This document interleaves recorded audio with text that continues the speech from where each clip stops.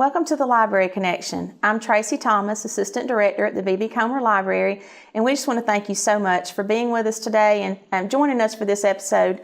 We're so grateful to the TV station here for allowing us this time to interview people in our community that tie into what we do at the library, that we think are beneficial, that have information that you need to know about. And so we're just grateful. On behalf of the staff and the board, we thank the TV station and we thank you for joining us. Today our guest is Barry Curtis, and he's a familiar face here in Sylacauga. Probably doesn't even need an introduction. But we want to talk to Barry today because we have an interesting topic. It's elder care issues. And you're an elder care attorney, and a lot of people may not have realized that. Well, I am. I went back to school like a midlife crisis, and I just decided that maybe we need a little help around here with that. Well, and in your family background, you have a point of contact with your business, with Curtis & Son Funeral Home, that I'm sure has opened your eyes to the need for this. And so tell a little bit about your family and how the funeral home, how long it's been in Sylacauga and what kind of things you saw that maybe led you on this path. Sure. Well, the funeral business, my family, my dad started the funeral business back in the early 70s. We were downtown in what we called our South Chapel, and it's now the doctor's offices, so things have changed a little bit. But I've been in the funeral business my whole life, and I would say that I'm a funeral director first and decided that I would go back to law school, so I do consider myself probably more a funeral director than an attorney. But dealing with families through the years, my dad passed down the trade that he had to me. It's a family business, and he retired in the 90s. He's still very active in the background a little bit, but we've just been dealing with families for years.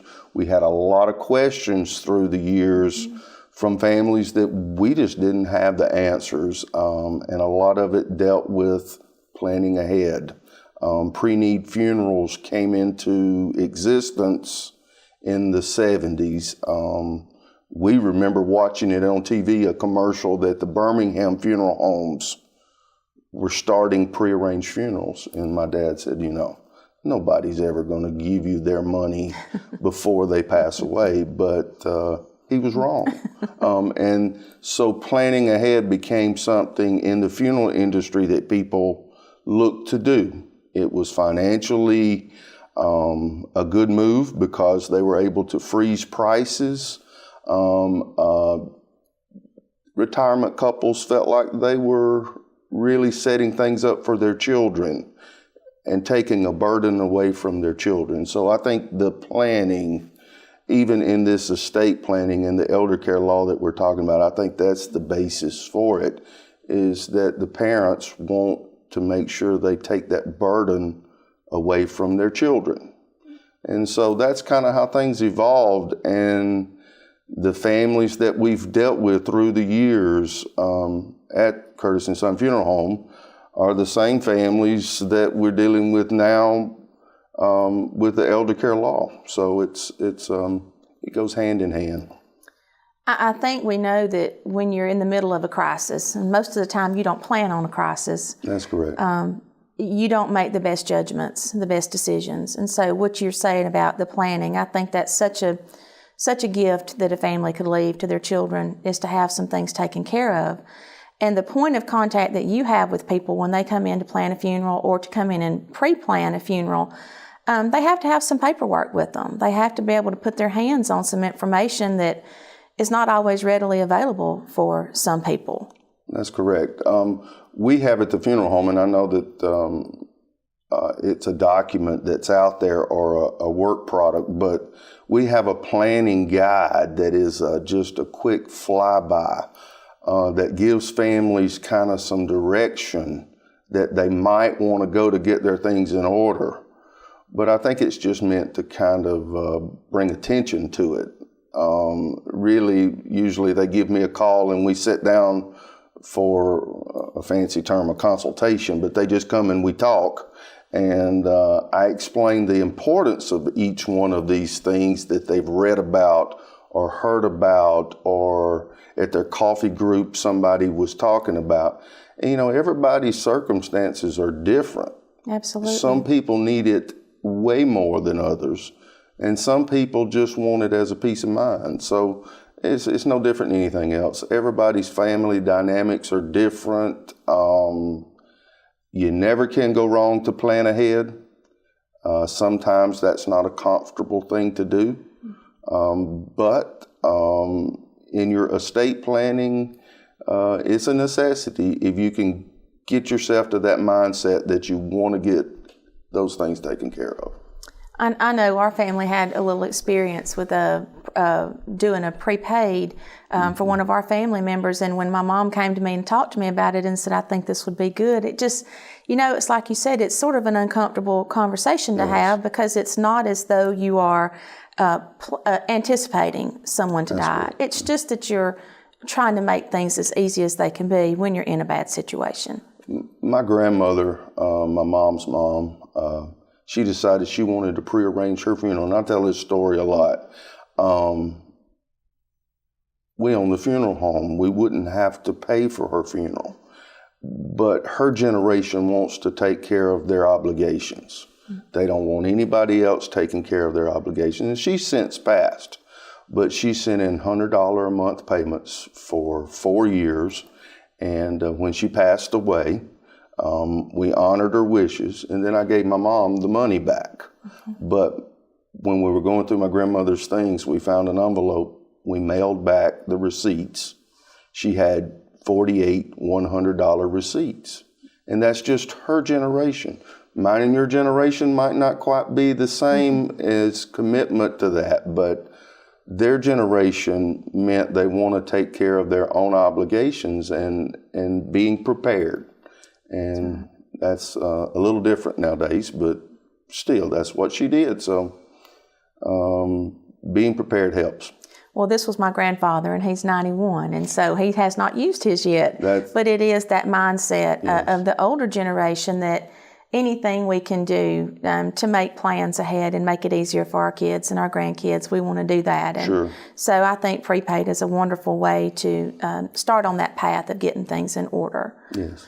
Now, when you were sitting there doing consultations before you went back and got your degree, I know people ask you questions about insurance and benefits. And once you decided to go back and actually get a degree in elder care law, did you sit in class some nights and think, oh, that's the answer to that question? Did you learn things that you didn't know, or did it just clarify a lot of things for you? I think it really opened the doors. It got me to get past the stigma of a legal question. And one of the most disturbing things that I found out about legal questions are you can't find an answer. There's always different circumstances. So if you think you're just going to go to page whatever and read the answer, you're not.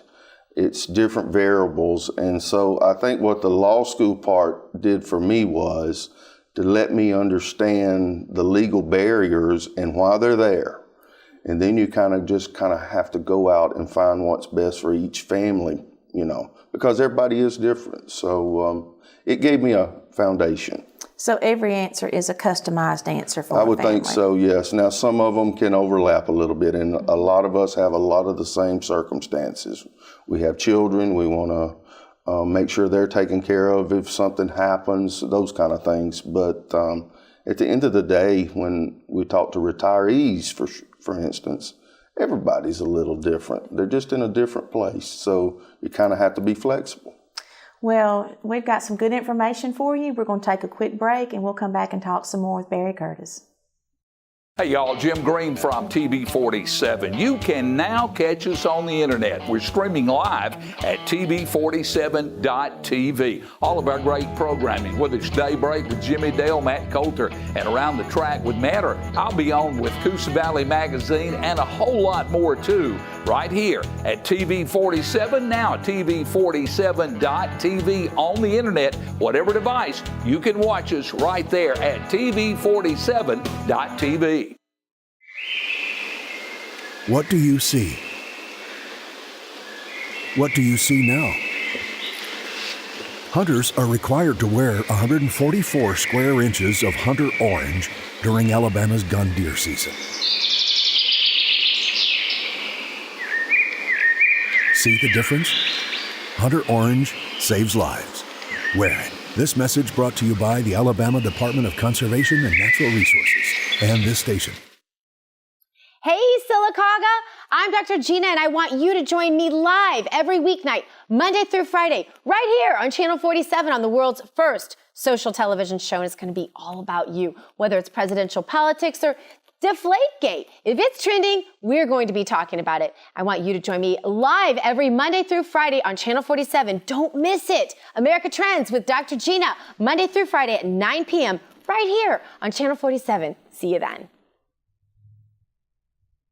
Welcome back to the Library Connection. I'm Tracy Thomas, and today we're talking with Barry Curtis, and we're talking to Barry about elder care law and issues surrounding things that may come up when you're dealing with an elderly family member. And you and I have been talking a little bit, and I just had some stats. I said I'm going to throw these out just to highlight the fact of, what's going on, what's causing a crisis with long-term health care, because we know that that is a big issue, and it's something that, and I'm going to let you talk about it, but with baby boomers coming up, there's a lot of issues with long-term health care. But one of the things that I thought was so interesting is it said there are over 5 million Americans that are living with Alzheimer's disease, and that doesn't even include patients with dementia.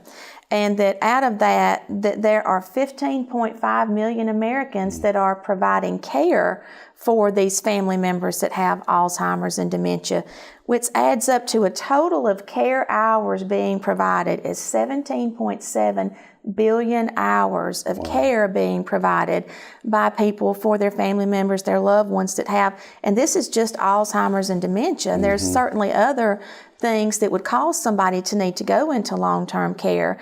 And, we've just had a little experience with that. Our family personally has, and there's a lot that goes into making plans for that. Well, long-term care, you made a mention of the baby boomers. I was born in 62, so I am right at the end of the baby boomers. And so there is a large influx of that generation. And we're talking a lot of numbers. And I think that's reflected in your statistics that those baby boomers at the front of it are already increasing those numbers. And long-term care, and we're talking about, that's just terminology for the nursing home sometimes. And it's a very complicated process. When you talk about someone's long-term care, you usually are talking about in the home, which is usually a short-term. You just can't keep that pace up, and I know we talked about that a little bit. And then you're talking about a nursing home facility. And you really only have 2 or 3 ways to pay for that. And one way would be that you can get long-term care insurance. I don't know how feasible that is for some families because the cost, and you naturally could private pay for someone to go to the nursing home, or you could apply for services through Medicaid long-term care, to where they would assist families in that loved one going to the nursing home.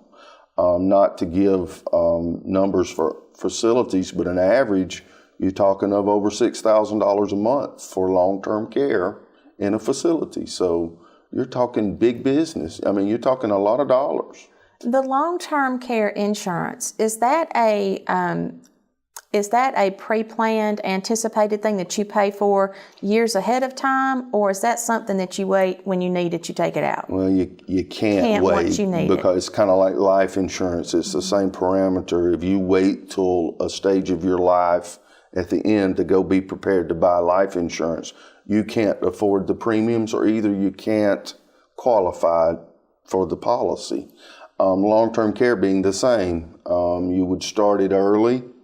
And you would pay continuously. And one of the things that I would have seen is that it's for X amount of years, and it pays X amount of dollars per day.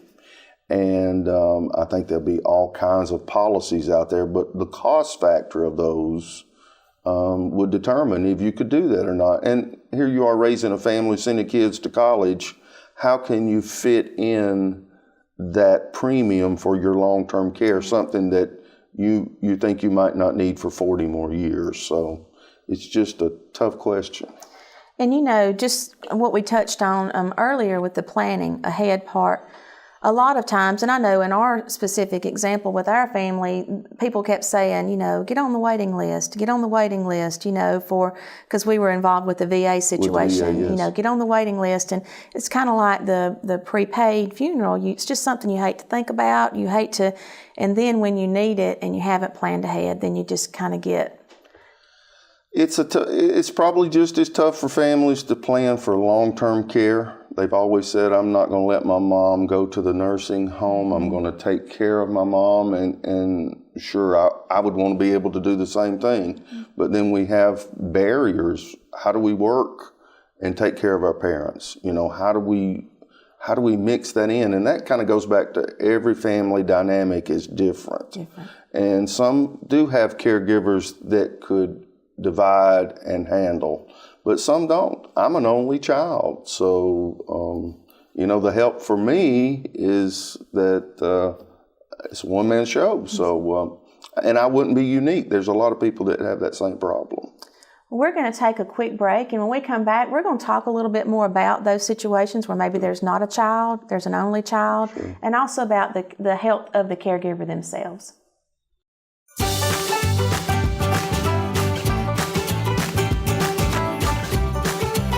Hey Birmingham, it's your favorite girlfriend, Ebony Steele, back in my hometown. My show, Coffee with America, is now on WOIL TV 47 4 days a week. Catch me and Sasha Rianda Monday, Wednesday, and Fridays at 8 a.m. You can also see us Saturdays at 10:30 a.m. We're bringing you the latest in lifestyle, food, entertainment, you name it. We'll see you soon. Hi, it's Shawnee McNeil at South First Bank. This is a great time for you to buy or build a new home, or maybe refinance your present mortgage. Our rates are the lowest they've been in years, and that means saving you money. We've been helping our customers become homeowners in this area for nearly 70 years, and we can make our approvals right here in the office, and that means saving you time. We're located here in downtown Sylacauga. Come in and find South First, a better way to bank. Member FDIC, an equal housing lender. What do you see? What do you see now? Hunters are required to wear 144 square inches of hunter orange during Alabama's gun deer season. See the difference? Hunter orange saves lives. Wear it. This message brought to you by the Alabama Department of Conservation and Natural Resources and this station.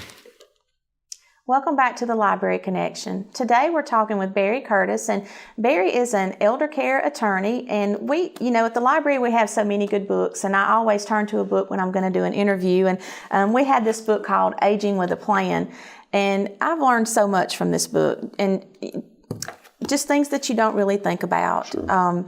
We've talked a little bit about being prepared, planning, and when there's a caregiver situation and people try to do it privately in their home, we've talked about what happens when the caregiver has something unexpected happen to them. You think you've got your care for your elderly person taken care of, then the caregiver gets sick. We know the caregivers wear out. That ends up being a short term. So if you've planned ahead and you have a backup plan in place for that care, that makes all the difference in the world. But go ahead. No, I agree with you wholeheartedly. You need a backup plan. It's just different. It's tough on those caregivers. It is, and we see the caregivers wear out a lot. And at the point when that happens and somebody says, okay, I know that we've got to turn to long-term care or some other arrangement, there's paperwork that has to be in order. And if the paperwork is in order, it's a much smoother process, isn't it? It is. A lot of the preparing for that is your assets, what you have acquired through the years, how those assets are titled. It just has a lot to do with who has the authority to handle your affairs. Something as simple as that. And there's a lot of people that have not thought of that ahead of time.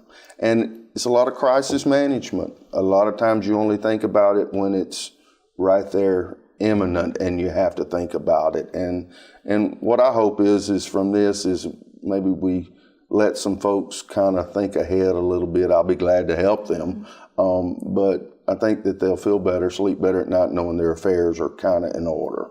Oh, I've started making my own list as I've gone through some of these things to think about what would you do in this situation. But and I ran a couple of terms by you, and you said, well, those are kind of interchangeable now. And we talked about durable powers of attorney for health care and then living wills.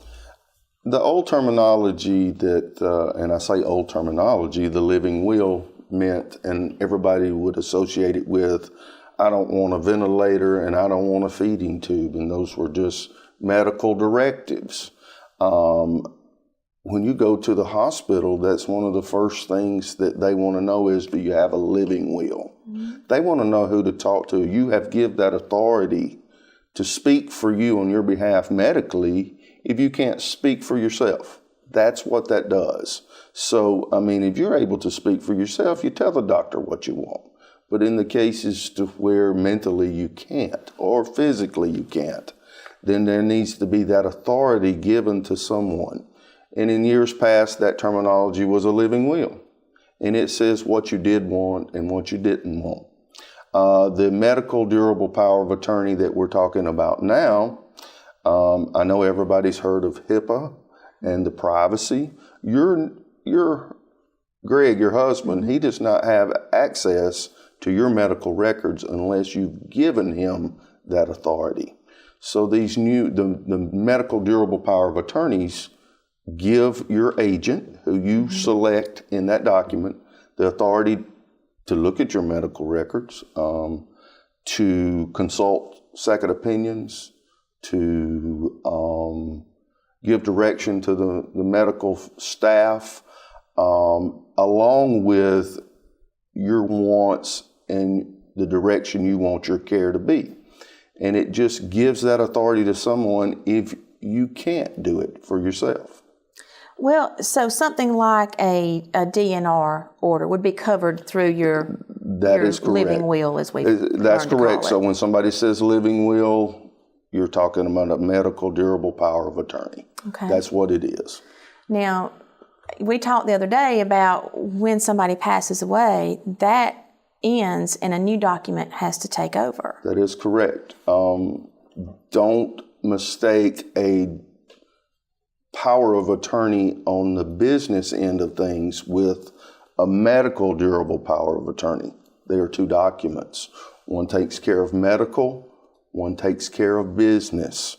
So you have to have the two powers of attorney to designate that person to help you if you can't. Once death occurs, a power of attorney is non-existent at that time. What you do is your assets turn into your estate at that point. And so you have to probate your estate, and your agent that you've designated in your will steps in and is given letters of testamentary, which gives them the authority to work on your behalf in your estate. So your letters of testamentary are after you pass, your powers of attorney are before you pass, and they are really the same powers. Okay. Just one is before death and one is after death. And neither can cross over. So there's extra things that you have to do after death versus while you're living. And I think that those terms somehow through the years have become kind of interchanged in situations, and they've been kind of muddied for me. So this has been helpful to clear it up. You've heard people say that you have to probate the will. Mm-hmm. That is the same as probating the estate. Okay. But you can probate an estate without a will, but the law takes over and tells you how you disperse an estate.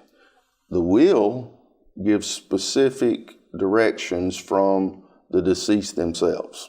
So that is the importance of a will. Let's talk briefly about conservatorships and guardianships. What's a situation that might need to be addressed? Go back and think about the guardianship and the medical health care durable power of attorney. If you've got a durable power of attorney and you get sick, someone has that authority. If you don't have one, then someone has to be appointed that authority, and that's through probate court. And that would either be a conservatorship or it's a long drawn out process, something that costs a lot. Next of kins have to go through a lot of procedures to get those authorities, where if you plan ahead, it's just a piece of paper that's notarized and witnessed. So the courts can come in, step in and say, we will give that authority to someone, but you have to go through the court procedures to do that. Okay. So it's complicated. Well, and we know that there are lots of situations. We know that people are living a little bit longer than they used to. And we also know, you and I have talked about, and you mentioned earlier, you're an only child. I have one child. There are situations where couples don't have children, and who do they appoint to manage their business, to take care of their things? So it's all questions that we would do well to plan ahead. And we just have maybe a minute left. Could you address maybe some documents that you think it would be beneficial for people to be able to put their hands on in the event something happened? Well, I've always said, prior to even being a lawyer, I read it somewhere that I think a prearranged funeral is a good estate plan. I think a living will, as you know it, but a medical health care directive is something that is needed, and a will is needed. The will being how to distribute your assets. And the last thing is a power of attorney. It and the health care directive both step in and give someone the authority to act on your behalf while you're sick. The will takes over after you pass. Those are important documents, very important. Okay. Well, and another thing that you and I mentioned is a lot of documents are no longer paper documents. There are things that have to be filled out online, and that's a whole other issue of if you don't have a child or someone who's looking out for you, who's going to help you take care of those things? And so there's just so many issues that need to be addressed that I think an elder care attorney could certainly be able to help someone with. It would give them direction. I think it'd give them peace of mind. Everybody, after they handle a chore, feels better after they've done that chore. And this is a chore. Planning your estate and your affairs is important. Well, Barry, we just thank you so much for being with us today. I've got my list ready. I'm going to finish reading this book. And we just want to thank you all so much for joining us today. And thank you too, Barry. I'm glad to help.